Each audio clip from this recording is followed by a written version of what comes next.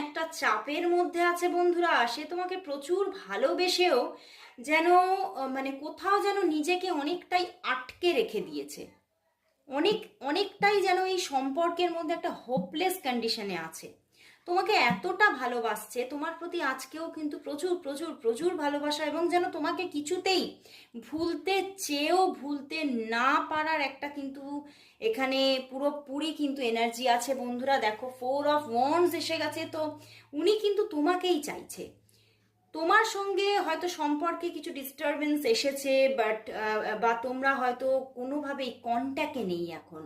তোমরা দুজনেই হয়তো তোমাদের ইগো প্রবলেমের থেকে, এই যে তোমাদের মধ্যে ঝামেলাঝাটি হয়েছে, তো সেখান থেকে যে একটা ইগো প্রবলেম কাজ করছে, সেই ইগো প্রবলেমের থেকে হয়তো তোমরা দুজনেই নো কন্ট্যাক্টে আছো।